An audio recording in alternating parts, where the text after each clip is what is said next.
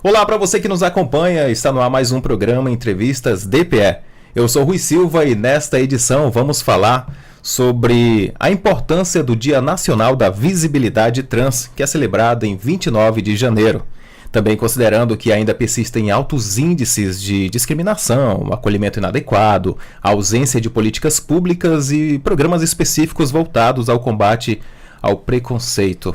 Para falar com a gente, a Tanara Utana, que é presidente da Associação Grupo Atena Cores de Roraima, coordenadora estadual do Instituto Brasileiro de Transmasculinidade, IBRAT, e membro do Conselho Titular do Conselho Estadual LGBT+. Seja muito bem-vindo, Tanara Utana. Obrigado, a gente agradece o convite. Bora começar aqui do início. Como foi esse processo para conquistar essa data, 29 de janeiro? O dia 29 de janeiro é celebrado nacionalmente o Dia da Visibilidade Trans no Brasil, né? Marca essa data a primeira vez que uma comunidade trans vai ao Congresso reivindicar seus direitos, né? Uma pauta como as pautas políticas que a gente precisa, né? Cobrando políticas públicas dentro do Congresso Nacional. E para você, qual a importância dessa data? Além da visibilidade em si, né? De falar que essa população existe na sociedade e é sujeita de direito, necessita de políticas públicas, vem também o dia de sensibilizar também a sociedade acerca das demandas, né? Principalmente no combate ao preconceito e à discriminação. E agora entrando já na questão do que foi conquistado nesse decorrer, nos últimos anos, a comunidade, quais conquistas foram realizadas? Além do nome social, né, que Sim. reconhece ali a identidade e expressão de gênero das pessoas, também a lei federal que garante a saúde integral da população LGBT, no caso da população, a população trans, né? Além também de algumas políticas existentes hoje em universidades que garantem uma cota para a população trans, né? Tendo em vista que a gente tem um alto índice de evasão escolar por parte dessa comunidade, por conta realmente do preconceito e discriminação que sofre nesse ambiente escolar. Tanara, fala pra gente exatamente os desafios, né? Eu sei que são vários, mas tenta especificar alguns assim que são de extrema importância que vocês enfrentam. Além do respeito em si, hoje se fala muito de banheiro, né? Tem aquela polêmica que a população trans tem essa dificuldade de acessar os banheiros para fazer a sua necessidade fisiológica, né? Utilizando ali o banheiro através da sua identidade e expressão de gênero. Se eu sou uma mulher trans ou uma travesti, eu vou entrar no banheiro feminino. Assim como eu sou um homem trans, eu vou entrar no banheiro masculino. Então, esse é um desafio hoje desse debate na sociedade, está muito polarizado. E eu acredito que hoje o primordial, além também do combate à violência, que a gente tem, o país que mais mata pessoas trans, né? Em especial ali fazendo um recorte às mulheres travestis e as mulheres trans, né? A gente tem o desafio também da implementação dos ambulatórios, né? Não só aqui na nossa região, no caso aqui em Boa Vista, aqui no estado, mas em todo o Brasil. Então, alguns estados mais avançados que já fizeram esse debate conseguiram implementar seus ambulatórios, mas aqui no estado de Roraima a gente ainda tem. Este é o maior desafio para a população trans local. Antes de entrar aqui na próxima pergunta, explica pra gente a diferença. Para que não haja confusão, a questão de trans, fala exatamente, porque assim, muita gente acaba confundindo, e até nas redes sociais, como a gente conversou aqui nos bastidores, o pessoal ainda faz piada, usa a ignorância para poder atacar. Explica pra gente exatamente as diferenças. Bom, passando pelas letras, né? Sim. A comunidade LGBT+, a gente tem as sexualidades, né? São as pessoas, exemplo, o homem gay é um homem, né? Que se vê como um homem, mas se sente atraído física e emocionalmente por outros homens, assim como as mulheres, que se sentem atraídas emocionalmente e fisicamente por mulheres. Uhum. Assim como a população bissexual que se atrai pelos dois sexos. Já a população trans já é a situação de que é uma pessoa que nasce biologicamente de um sexo, mas se identifica como outro gênero. Exemplo, eu sou um homem transmasculino. Eu nasci biologicamente mulher, mas eu me identifico como um homem trans. Então, essa é a diferença entre a população LGB, né, que é a sexualidade, e a identidade e expressão de gênero, que é a que a pessoa se comporta socialmente. Então, essa é a diferença. E aqui no nosso estado, o pessoal ainda confunde muito? Você sente que... Assim, a gente vive na região amazônica, a gente percebe que há essa dificuldade, principalmente no debate, porque eu acredito que a gente só vai conseguir realmente avançar nisso se a gente tiver espaço como esse da Defensoria Pública para a gente poder trazer informação. Por isso que a importância desse podcast é maravilhoso, para que a gente possa estar falando desses temas, porque é um tema que volta à sociedade, para que a gente leve informação, para as pessoas entenderem, né, a diferença de todo esse contexto dessas letras, como é que funcionam. Tem muita gente que até brinca com isso, mas são situações, são recortes de pessoas que existem, né, e tem suas particularidades. E a população trans não é diferente. A gente tem a nossa identidade, expressão de gênero, e a gente só quer viver como qualquer outra pessoa. A gente não se vê diferente, mas a sociedade nos percebe dessa forma, e cabe a gente estar fazendo sempre esse diálogo, e esses espaços são importantes para a gente estar conversando sobre isso. E eu te fiz essa pergunta, Tanara, né, até por ser presidente da Associação do Grupo Atena Cores de Roraima, porque assim, quando se trata da região sul, sudeste, centro-oeste, para lá parece que a coisa está mais avançada em relação da região norte, nordeste, não sei dizer. Mas por isso que eu fiz essa pergunta específica, né? Se aqui ainda existe muito esse entrave, né? Demais. Na realidade, assim, as regiões, elas têm suas particularidades. Na região norte, um dos estados mais avançados na política pública voltada à população LGBT é o estado do Pará, né? Que tem muitas políticas, enfim, é um movimento mais enganjado lá com relação ao debate, é uma sociedade mais que consegue dialogar nesse processo. Aqui no estado de Roraima a gente tem também avanços, que é importante enfatizar, porque nós temos no âmbito da Assembleia Legislativa aprovado legislações em prol da comunidade, assim também como leis antigênero, que inclusive a gente tem o apoio da Defensoria no caso do diálogo, para que a gente possa, né, tá fazendo esse debate na derrubada dessas legislações LGBT-fóbicas, e que inclusive que foram aprovadas são inconstitucionais, mas também para fazer o debate de ampliação dos direitos, né, da comunidade. Eu acredito que a gente tem no âmbito da Assembleia aprovado o Conselho fundado, né, e criado o Conselho Estadual LGBT, que é muito importante para que a gente possa estar debatendo ali com as organizações, com seus membros titulares, essa política, né, conversar com os conselheiros e assim levar essa demanda para o Estado, para que a gente fale dessa particularidade, que a gente fale desses avanços, que a gente fale de algumas demandas específicas que a gente tem e as dificuldades que a população sofre no dia a dia com relação ao preconceito e discriminação, e tentar de maneira direta procurar políticas que possam estar combatendo esse tipo de coisa. E aí eu já entro nessa questão, né? Quais os avanços nessa questão de políticas públicas voltada ao público em nosso estado? Poderia até falar de uma forma mais ampla, né? Se ainda tem muita coisa por vir ou se só precisa de amadurecer ajustes em relação às políticas públicas. A gente tem já, como foi dito, né? A gente tem leis, né? Como a lei estadual que garante o nome social no âmbito da administração pública em todos os 15 municípios, mas que a gente precisa ampliar essa divulgação desse serviço, a capacitação dos servidores públicos para atender essa população, né, que a gente tem muita dificuldade ainda nesse perceber e entender como é que funciona, né? Às vezes chega a população ali, tem no seu cartão do SUS, que já é garantido ali o seu nome social, mas quando chega na identidade está com o nome morto, mas tem o nome social. Então, como é que o servidor público vai lidar com isso? Então, cabe ao governo, né? O governo, o município, capacitar, qualificar os profissionais para entender e acolher de maneira permanente essas pessoas que vão buscar esse serviço. E falta divulgação? Eu acho que falta a sensibilização.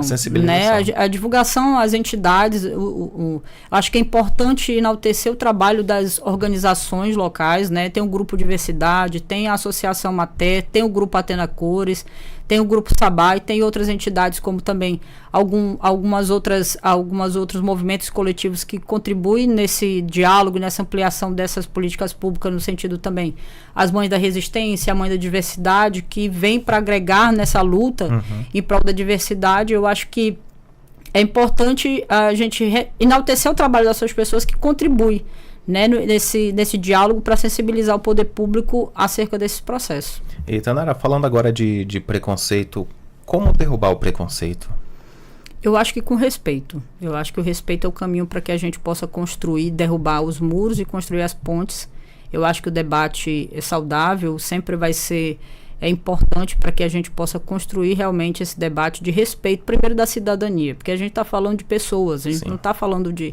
As pessoas, elas têm suas particularidades. A mulher, ela tem sua particularidade na saúde, na segurança pública, na educação, assim como a população LGBT também vai ter suas particularidades frente às demandas do Estado, no serviço de saúde, na segurança pública. E falando especificamente da população trans, nesses atendimentos de saúde, com o processo transexualizador, no sentido da segurança pública, a diminuição desse índice altíssimo de violência e de morte da comunidade trans no Brasil, e também a forma de abordagem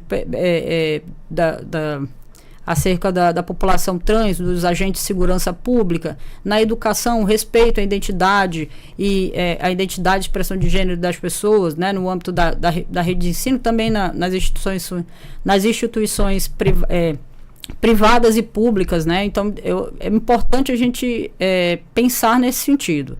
Pensar no diálogo, pensar na ampliação desses direitos e reconhecer a população trans como sujeito de direito e também que faz parte da sociedade e paga seus impostos. E já no âmbito da família e amigos, como que lida? Combater esse preconceito? A gente tem uma sociedade, eu gosto sempre de falar de maneira macro para que a gente chegue a entender o micro. A sociedade em si, a gente tem um problema de desigualdade no Brasil muito grande. A gente tem uma educação também com índice baixíssimo, né, no ranking mundial sobre qualidade de ensino. Então é óbvio que isso vai refletir diretamente com o comportamento do seu povo. Eu sempre falo que tem muita gente que tem preconceito e discriminação por desconhecimento, outras pessoas porque reforçam isso, porque querem mesmo, que é uma coisa até ruim. Eu acho que quando a gente se abre para conversar sobre as pessoas, entender primeiro como um ser humano, e aí entender as particularidades, todo mundo pode discordar, como eu sempre digo para as pessoas, ninguém precisa concordar com ninguém. A gente precisa primeiro respeitar as pessoas.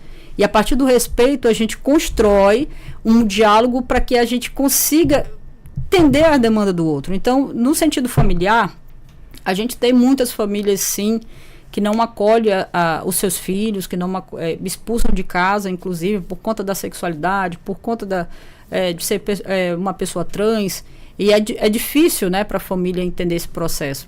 Mas eu acho que a gente tem um grande avanço, assim, quando a gente tem movimentos como a Mãe das Resistências, a Mãe pela Diversidade, que são mães, né, falando pelos seus filhos, protegendo e ali falando que acolhem, que amam, incentivando outras mães e outros pais também a fazerem o mesmo. Então, a gente tem os desafios também, mas cabe reforçar, eu não tive esse problema na minha família, mas a gente sabe que não é a realidade, isso é um privilégio que eu tenho.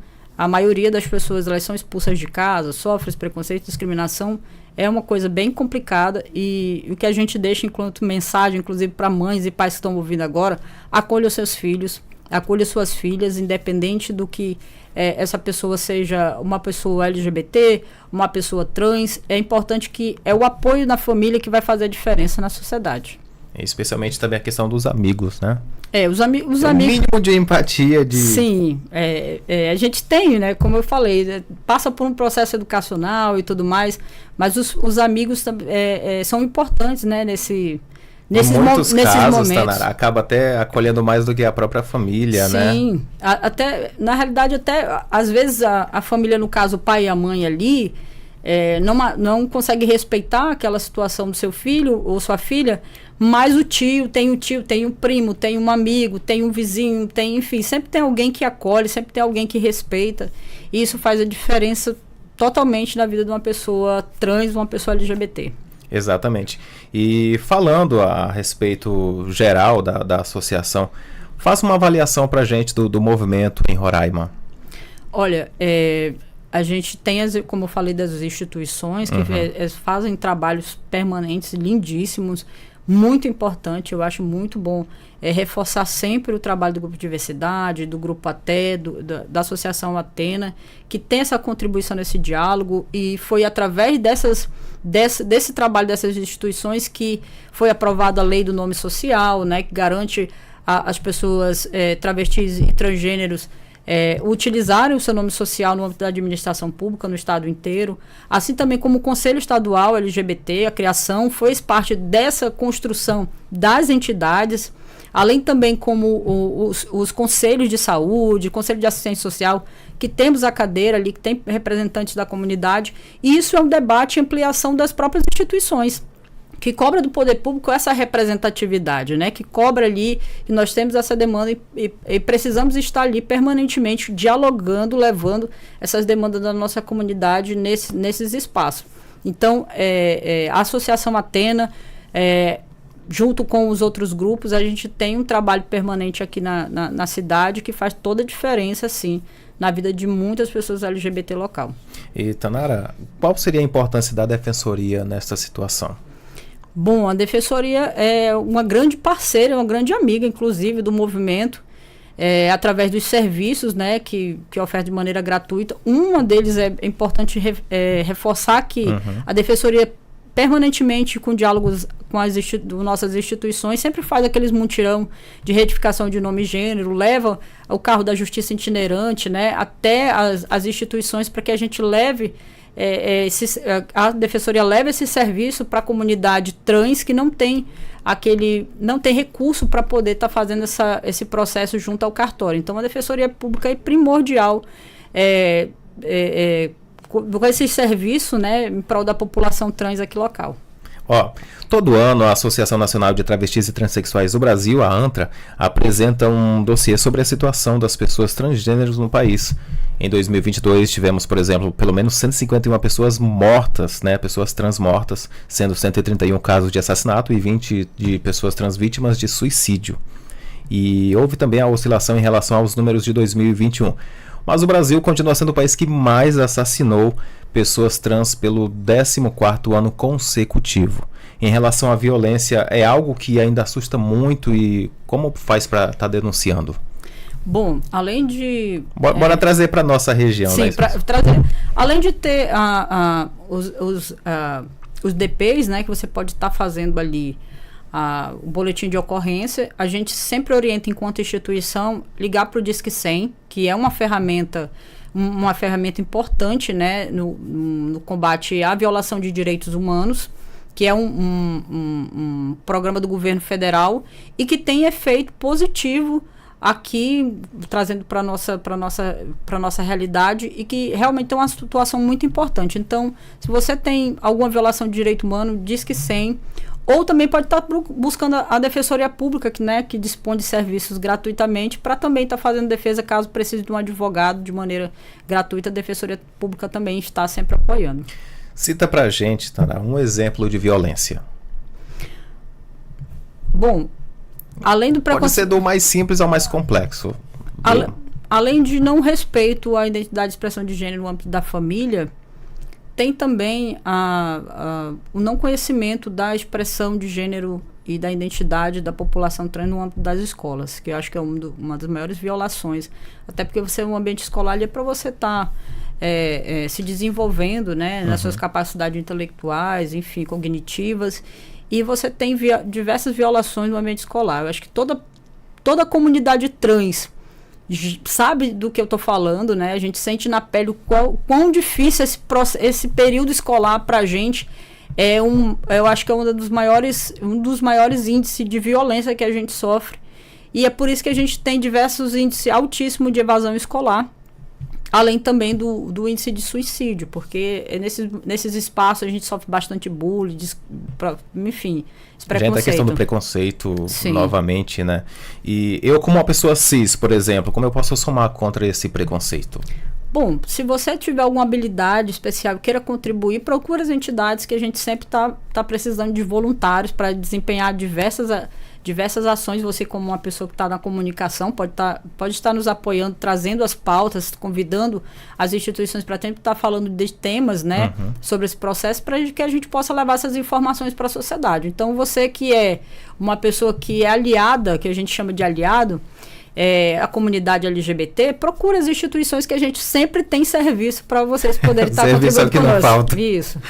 Bom, tem algum número para contato, um site, algo que você queira acrescentar? A hora é agora, fica à vontade. Bom, a gente tem a nossa página, no caso a Associação Grupo Athena Cores e o Instituto Brasileiro de Transmasculinidades, a qual eu represento aqui no estado. A gente tem as nossas páginas nas redes sociais, IBRAT, e tem a Associação Atenas Cores com 2C lá no Instagram. Vocês podem estar acompanhando os nossos trabalhos por lá.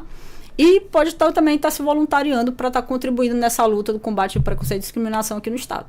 Tem algum número para contato, que seja o WhatsApp? Tem o nosso WhatsApp 99114-6147. Vocês podem estar nos acionando, se tiver dúvida, tiver querendo contribuir, pode entrar em contato conosco. Como eu disse, a gente sempre tem serviço.